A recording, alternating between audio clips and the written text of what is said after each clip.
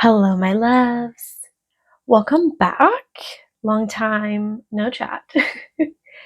Today, I want to insert myself back into this space by participating in a tarot tag called #MyTarotIdentity. And this seemed super fitting because at the moment I am working on exploring who I am after many many life changes over the past 12 months. If you want a little life update, I'll leave that kind of towards the end because the last question represents a deck that represents your life currently.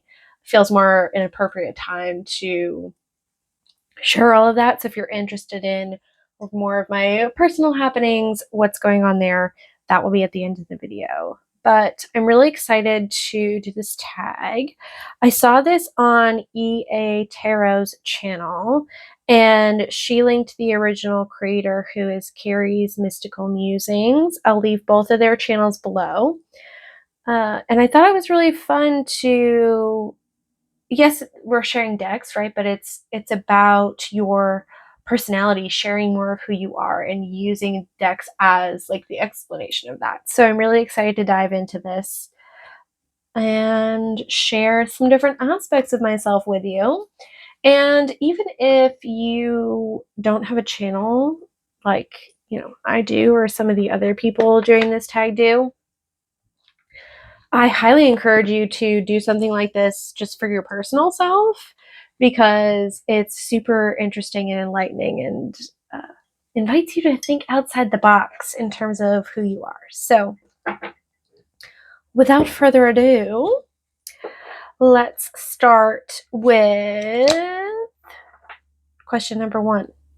The deck that matches your outward aesthetic, such as home decor, wardrobe, your style, etc. And this was the closest I could come up with. This is Tarot of Vampires by Charles Harrington, with one of my least favorite cards in the deck on the cover. But I chose this deck for my aesthetic because a lot of the colors that I choose to surround myself with are represented in here. Most of my home decor things is neutral, so I do a lot of blacks, I do gray. My husband likes tans, so I'll do some tans, wood grains, but other than that, things are like deep blue or teal or like a sage green. And I feel that this deck really represents those more like neutral but deep, rich tones. And recently I've been introducing more red into my wardrobe, so that's been really great, which is also represented in here. I really love more of these like outdoor kind of images, like you see the skeletons of the trees behind here, because that is my aesthetic.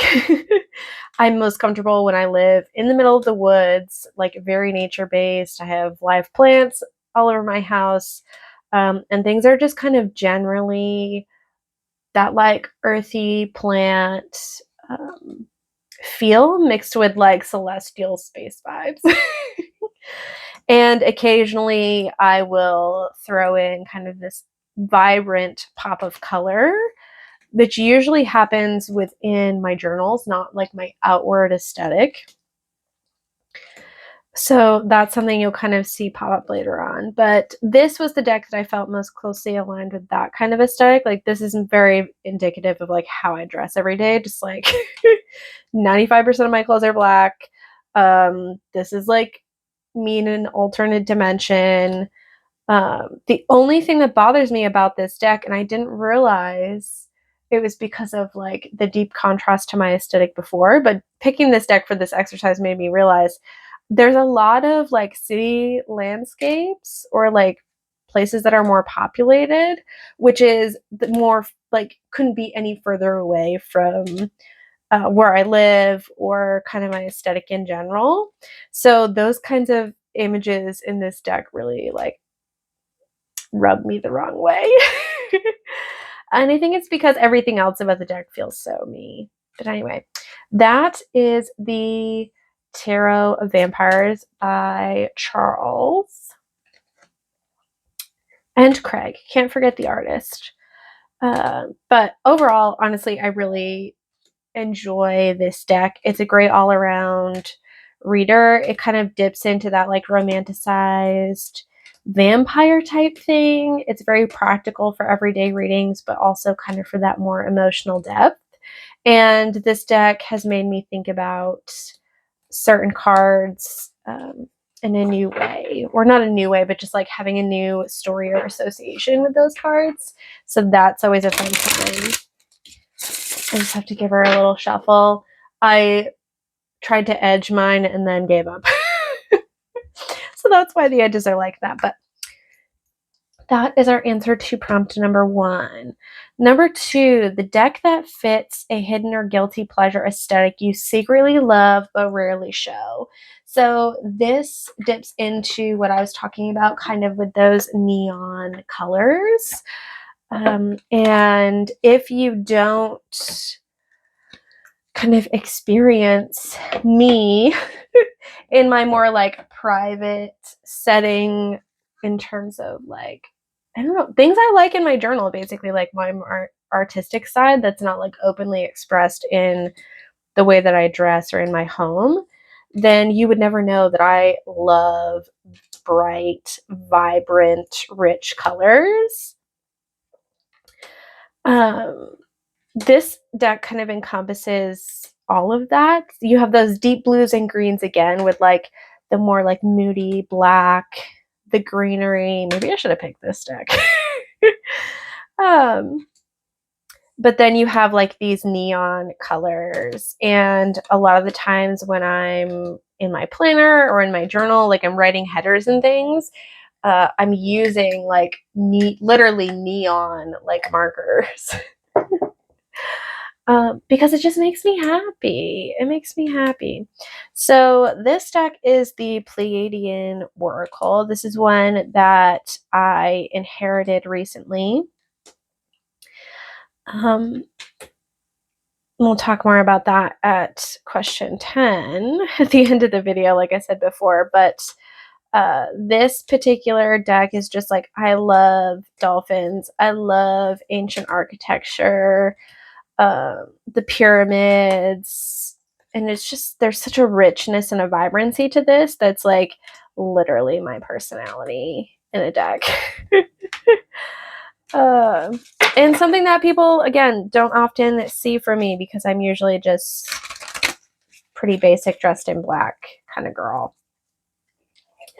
So Pleiadian Oracle, so far enjoying this, love the imagery, don't have much to say about that because again it's one I recently inherited and haven't spent a ton of time with, but me and the aesthetic art, we're good. The deck that totally matches your personality. This deck you will have seen many times before, and it would be an absolute crime if I didn't make this the answer to this question.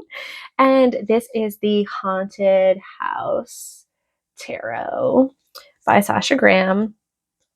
This deck is my number 1 favorite deck of all time. It's whatever people call a soul deck.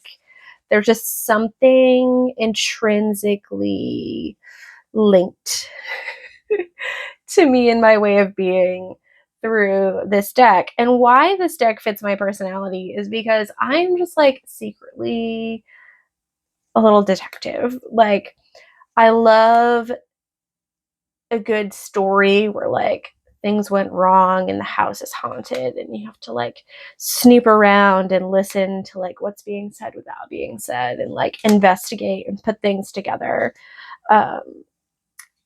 I have that personality where I'm like, I'm always quiet, I'm always listening, I'm always making connections, and I am always kind of interested in those more darker topics, not so much surface level. I'm a Scorpio sun with a bajillion Scorpio placements, so like this deck it's my personality.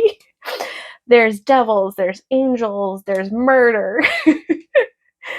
there's this girl like clearly going through this maze. She probably shouldn't be out there. There's witches. There's like your typical like strong heroine guy, and this guy always reminds me of my husband. Like a priest exorcism. It's hard to explain exactly what about this is my personality, but I am very dark and mysterious. Like if you meet me in public and we aren't already acquainted, like I'm probably just standing by somebody else. I'm not going to say hi unless I'm introduced to you. I'm going to be watching you silently with probably like a really nasty look on my face because I have, that resting bee face. Always have. I literally had people in high school stop, like my friends, be like, hey, "You look like you're about to like this someone while you're walking down the hall," and I'm like, "Oh yay, that's why no one talks to me and everybody leaves me alone. I love it." But I'm a little rough around the edges. Like once you get to know me, I'm this girl. Like I'll talk about the dark, macabre, spooky. I have a mouth like a sailor. I'm not afraid to be in charge and like get my hands dirty, but there is definitely a mysterious element if you don't know me yet. Like you haven't quite discovered that. And if you're willing to go into the haunted house and kind of explore, my personality has all kinds of hidden and abrasive treasures to discover. I also adore a good glass of red wine. And I will definitely sit there with you over a pasta dinner and drink an entire bottle and talk about the mysteries of life together. So, this Terror of the Haunted House is the deck that totally matches my personality.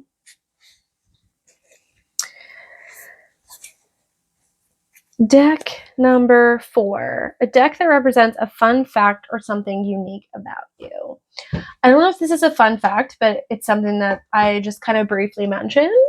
The deck I picked for this was the Outlaw Oracle, independent, authentic, and rebellious. And this is like my personality if you just see me in my day-to-day life and I'm like hanging out with my husband and his brother, like we're just chilling with the guys. I am again very a little abrasive, 100% into inappropriate jokes. I will definitely take a swig off a bottle with you in the middle of the woods, around a fire with a bunch of like pickup trucks. If there's a choice between going outside with the guys to listen to them discuss like construction and guns, or to stay inside with the women and talk about like babies and curtains, curtain colors, I will 1000% without hesitation be outside with the guys. All of my clothes that I own are like function over beauty. Like I will 100% dress in like a tank top and jeans with a sweatshirt most of the time. I love being outside. There's just my rings, not hidden, but they're there. But there's just something about this particular way of life, this like more relaxed, salt of the earth, blue collar, rough around the edges, wears like a sailor, works in the mud. Like this, drinks whiskey. Like this is my other side of my personality that like many people don't get to see. But it definitely is there, and it's 100% part of who I am. And if I could only wear one thing on my feet for the rest of my life besides being barefoot, it would be a pair of cowboy boots. So this is the Outlaw Oracle. I don't think I said much about this deck. It's one that I haven't used a lot. Not gonna lie. I've only used it a handful of times. There is a snake card, which I refuse to put in the deck because I'm terrified. But it's a really fun deck, and I think I love it more for the idea of what it represents than for its actual function. However, I can't fully say that because I have not quite delved into the function of it per se. This is one of those decks that my husband and I share, and we have like on our little altar together. So I really only pull it like one card as a clarifying card sometimes. But when I do pull one, boy howdy, is that accurate. I do have to say. Moving on, deck that feels like your alter ego. This deck, and I'm going to preface this by saying this deck is no longer available. I'm sorry, but this is like something that's deeply personal and needed to share about myself. My alter ego. Is it even an alter ego if it kind of matches my personality deck? I don't know. But this is the Haunted Manor Oracle.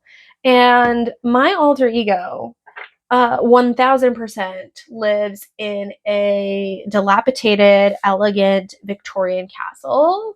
Like, she is interested in the finer things in life, but she lives more with ghosts than people, and she wants to be left alone. And she takes decadent baths, and she has this beautiful outdoor garden with a greenhouse, and it's rainy and it's cold, and she sits inside and listens to like music on her record player while she's in her giant flowy nightgowns and lounging on her chaise, reading getting lost in the back garden, investigating the howls underneath the moon that she probably should stay away from because it's definitely a werewolf.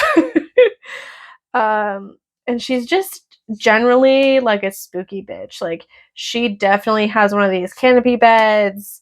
There's a long line of, ancestors that she's inherited this place from, but overall she's like real cranky and she just wants to be left alone with nature and the ghosts and live a life that's a little bougie, that's a little over the top, but really isn't flashy, and nobody really knows that she's there. Nobody notices that she's there.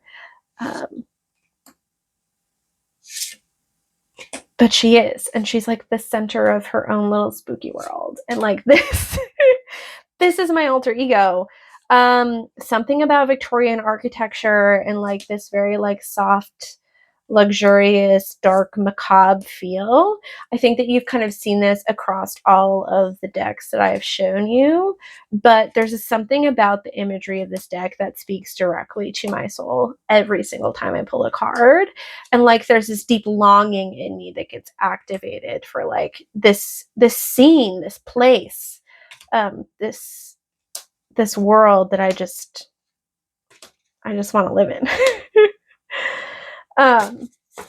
So that is the Haunted Manor Oracle. That is definitely my alter ego. This deck is one that I hold close to my heart. For some reason, I often don't allow myself to use it a lot because I feel guilty that it's not readily available, which makes zero sense because you're not going to know if I'm using this deck in the dark by myself. That's some shadow work I'll have to do on my own. But this deck, like I said, it's amazing. The guidebook's amazing. Syrian Shadow's amazing. Like, this is a piece of my soul directly into an oracle deck. And every time I pull a card, there's just, like I said, that deep, like, resonant, like, longing pull that comes with it. And just, I love it so much. I really, really, really hope that this will be a deck that becomes readily available for people because it's so powerful. So if you ever watch the Syrian, I'm sure you don't, but if you do, thank you for creating this deck. And thank you to my lovely internet acquaintance for sending this to me. I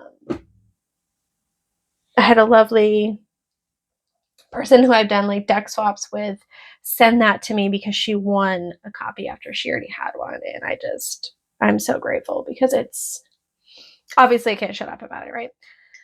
All right, moving on. Deck that fits how you are as a bestie. Now, The Outlaw Oracle is one side of the answer to this question. The other side of the answer to this question is the Visions in the Liminal Space deck, Oracle deck. I don't know if this is in print either. I'll try to find out and leave that below. I think you can still get it, like some independent shops still have it.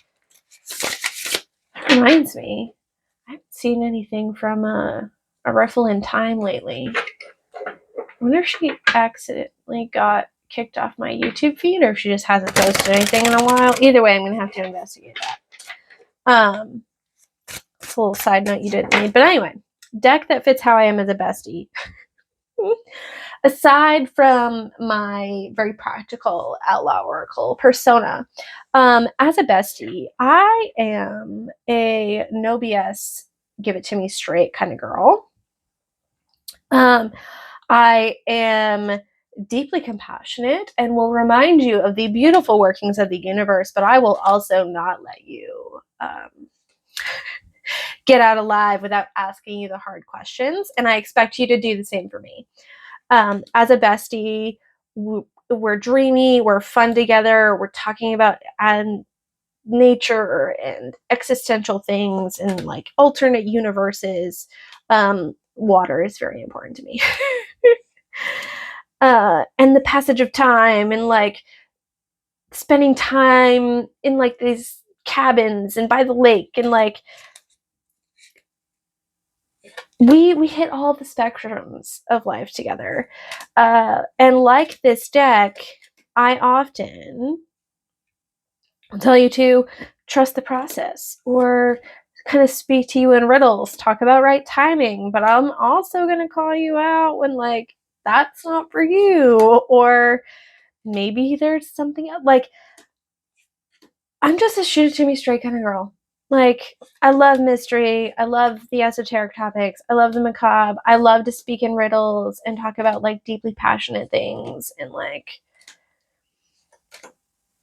spells and whatever. But I'm blatant. I'm honest. I don't shy away from the the ugly parts of life, and I'm going to call you out and up. Like, yeah, that's just my personality as a best friend. I also deeply love sharing like creative things. This is definitely something that we would talk about. And there's something about this deck that's just like, it's creative. It's deeply reminiscent of like that outdoor aesthetic that I love, like old farmhouse, deep in the woods, by the lake. There's a lot of water imagery. There's like weird imagery like this, which is very much my aesthetic. But this deck has everything. It's like disgustingly confusing and like intoxicatingly romantic. And it's just like, if you aren't ready to hear the answer, it's going to confuse the F out of you. But if you are in a place to hear the answer, it might hurt a little bit, but she's going to like pinpoint it and be like, all right, what you going to do about it? You crying, but what are you going to do about it? That's my personality as a best friend. So taking applications. I live in Southern Maine. Taking applications. Anyway, moving on. Also, my internet besties, if you could just confirm in the comments for me, that would be great. Deck number 7, the deck that represents a place you'd love to live or a dream vacation. This is a question that I could not find a deck for, but I have a book and like somebody's general vibe. So this particular book is Bohemian Magic by Veronica Varlow. And in this book, she talks about all kinds of things. but is a book about kind of witchcraft and her unique lineage with her grandmother Helen and all these things. And Veronica Varlow is just a very interesting person. She holds like these witch camps and things, and on my bucket list is to one day go to one of them, because she just has this vibe of like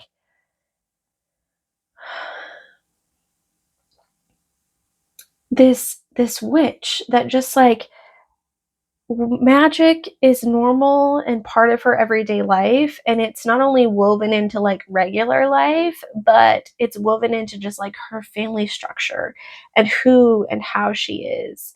And I just imagine going to this house where like the person is so unique and of their own, they just live in their own unique way, and their magic is expressed through their home, and spending time with them is like being in a deep ceremony, but also visiting your grandmother's house, like all wrapped into one. And being a fly on the wall to something like that, or being able to um, be mentored by someone like that, is something that I would deeply desire and highly value. Um, Especially this like New Orleans witchcraft vibe. I've never been to New Orleans. I don't know, but something about that's always intrigued me. Either that or like a native shamanic experience. But yeah, I couldn't find a deck that's this aesthetic.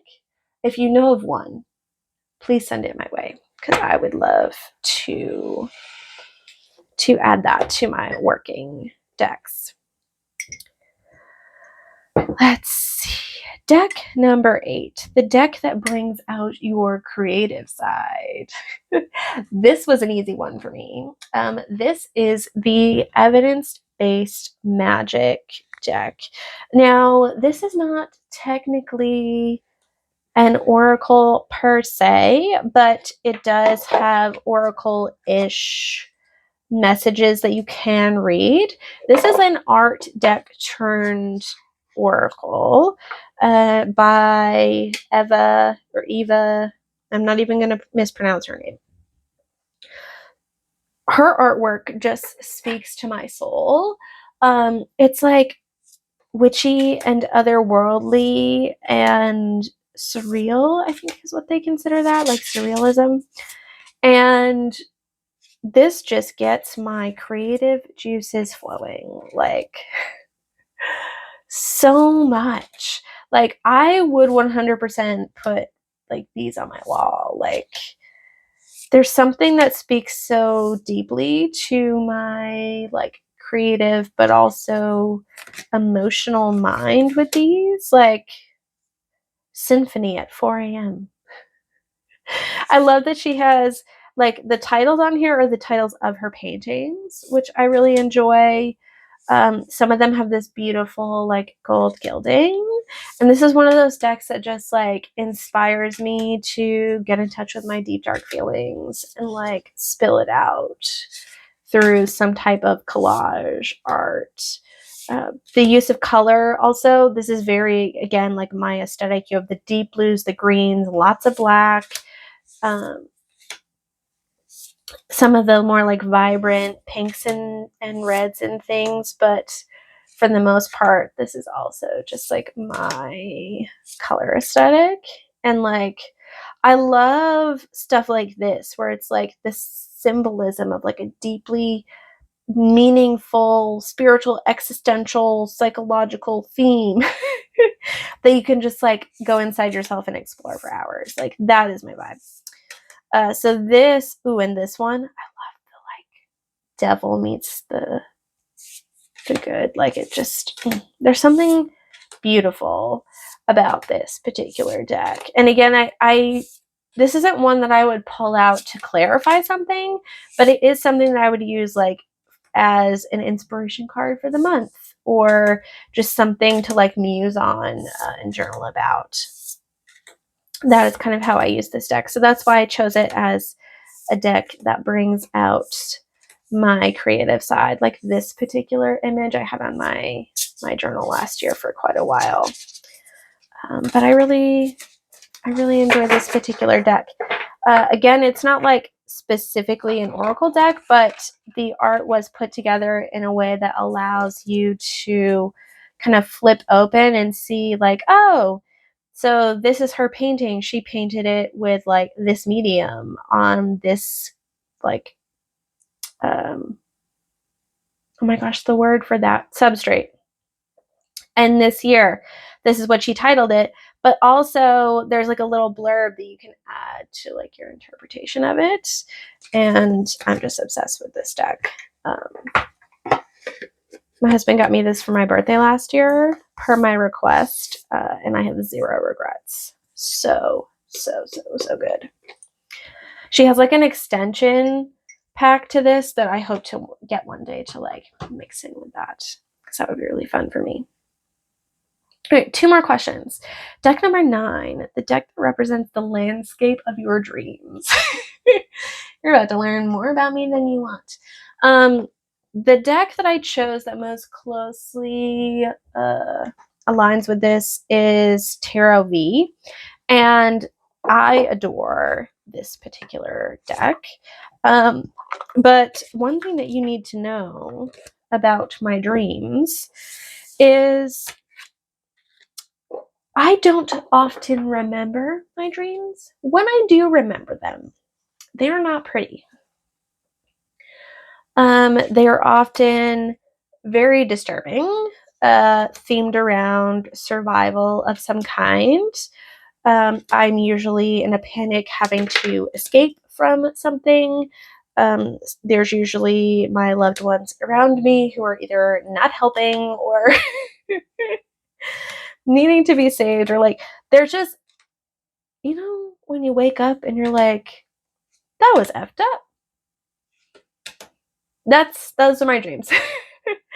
I'm not sure what that says about my psyche or my emotional state, but they're all usually pretty darkly, heavily themed with a very real need for survival, and lots of abandonment and feeling trapped, and a way out kind of things.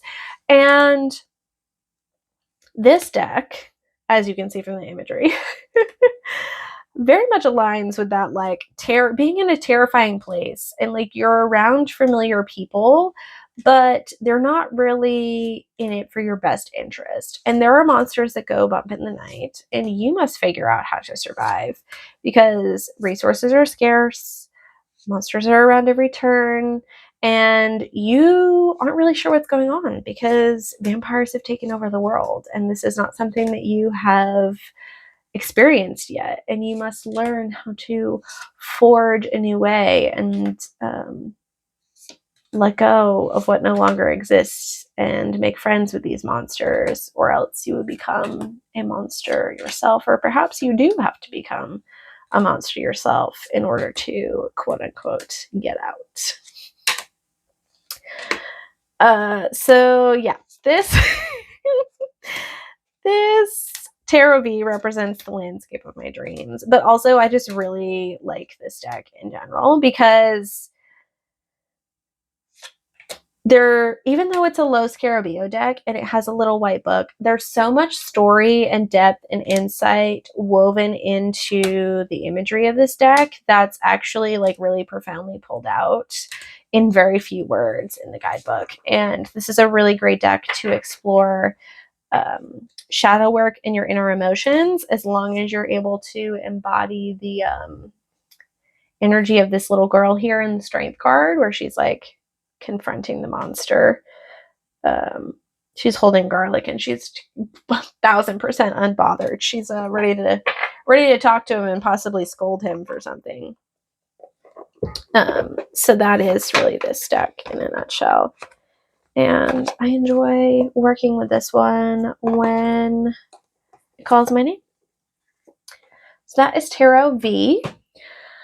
Last but not least, deck number 10, the deck that represents your life currently. This deck captures your mood, energy, and season of life at the moment. This is a deck that I don't even know if it exists, when this was acquired, but I acquired it in my possession middle of last week, and this has been really profound. I'm going to take a sip of my tea. This is where I'm going to kind of interject my life updates at the moment.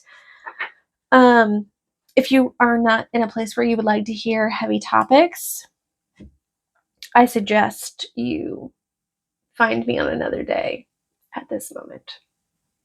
Protect your mental health. Okay. For those that would like to stay. In very short, many of you know that I moved to Texas last year around this time, around last November, and went down there to help my mother-in-law open a cafe. In this summer of this year, 2025, roughly 9-ish months after we moved, we decided that the best thing for us as a couple would be to move back to Maine. My husband got his old job back, which he's very happy about. So we moved again across country back to Maine, and we have since moved again since we've already been back. And right after I arrived back to Maine, my aunt, who had a very large part in raising me, she was basically my mother, she had a heart attack, and they were not able to successfully repair the damage that came out of that. So after a very traumatic couple of weeks in the hospital, then moving to hospice, having to make some really hard decisions before moving to hospice, my aunt passed in August. And I now find myself the personal representative for her estate and all of the things that come along with that. I also currently don't have a career, which is a little stressful. And I'm just generally trying to figure out who I am and what I want from life, while also navigating the challenges and grief and big life changes that comes with, once again, uprooting my life and moving across the country and, all those things that I just mentioned. So with all of that being said, since my aunt passed, I have inherited all of her card decks because I'm the only one in the family who really reads. And one of the decks that I found as I was going through her things the other day was this language of letting go.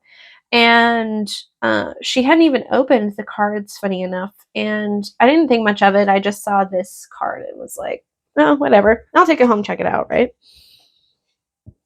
And this deck is perfect for the work that I'm doing right now. Like I said, I have not done any research on this. I don't know if you can get this. I'll try to figure out more about this and leave it linked in the description box below.